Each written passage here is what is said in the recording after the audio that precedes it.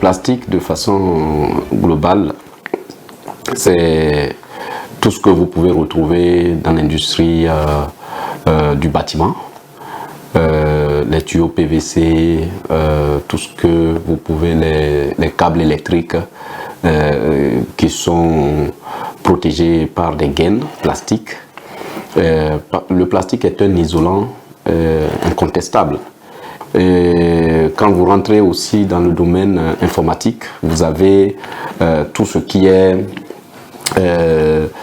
imprimante, ordinateur, même les portables que nous tenons, la plus grande partie des composants sont en plastique. Et donc le plastique existait depuis jusqu'à un moment où le monde entier a commencé par recrier au secours pour sauver le monde de la pollution plastique.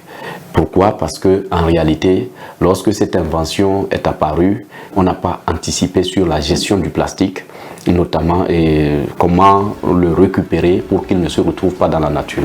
Et quand il se retrouve dans la nature, il s'éparpille très rapidement et il se rend visible automatiquement. La mauvaise gestion de ce plastique qui se retrouve finalement malencontreusement dans la nature et qui impacte sur plusieurs aléas, notamment les écosystèmes terrestres et aquatiques, notamment la santé de la population, etc. Donc c'est tous ces éléments-là qui a interpellé le monde entier et qui a dit « Ah, ce qui était une solution hier devient aujourd'hui un problème, il faut le combattre ».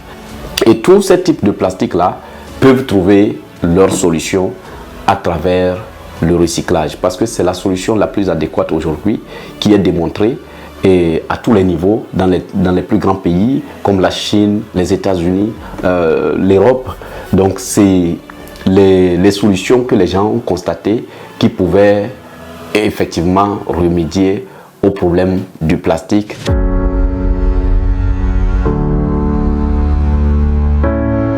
Il y a d'abord ce défi de compréhension de l'enjeu du plastique et des solutions pratiques à apporter pour pouvoir régler la problématique.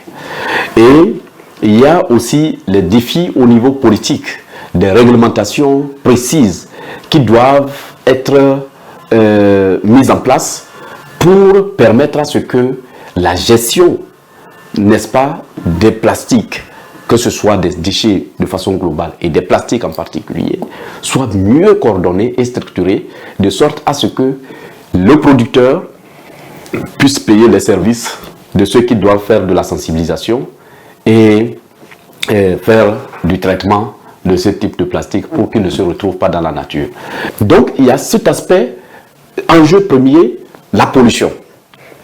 Deuxième enjeu, la santé humaine. Pourquoi ? Parce que, en réalité, le plastique, l'emballage qui est créé, tel que je viens de le décrire tout à l'heure, cet emballage n'est pas créé pour conserver les aliments chauds.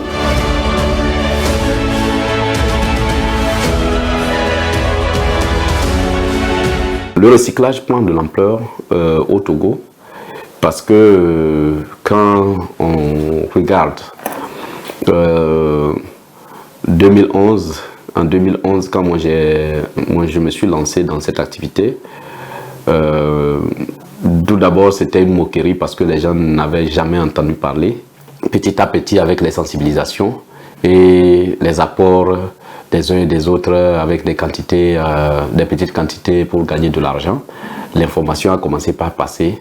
Et jusqu'en 2015, il y avait déjà des unités de récupération qui commençaient par grossir et qui nous envoyaient un peu plus de 1 tonne, 2 tonnes de plastique que nous recevons sur nos installations.